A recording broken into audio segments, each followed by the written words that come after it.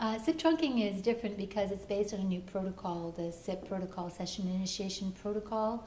And the older technologies for voice, including for voice over IP, are really a TDM technology, a legacy TDM technology. What's different with voice is it's really, I want to say, a readiness for unified communications.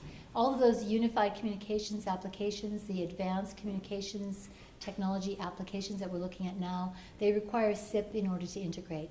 And so this is what SIP plays into that. It gives you that environment and that readiness to do the full unified communications.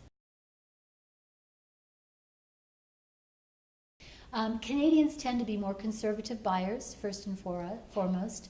The other thing is that Canadians, there isn't the same level of competition. So in the United States, you've got national players, smaller national players combining forces to really offer a SIP trunking environment nationwide or on a regional basis.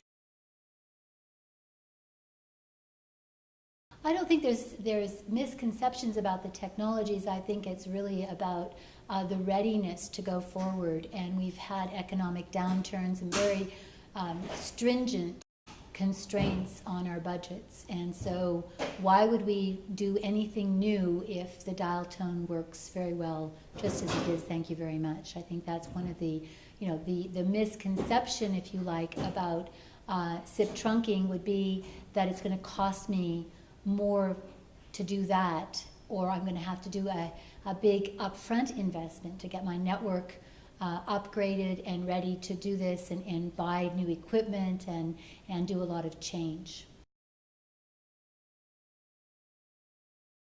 So the first thing is to assess your network and understand the bandwidth requirements, right? So whereas we had separate access for voice and for data and for internet, if we're running, say, an MPLS WAN environment, it was all separate connections. Now we're consolidating those connections onto the IP transport.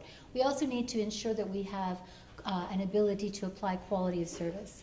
So in an MPLS environment, that's class of service. I'm prioritizing my voice traffic so that I don't have things like email and web surfing volumes, say some very popular event on YouTube and gobbling my bandwidth. I can actually restrain the performance on the network for those types of situations and reserve and protect it for voice.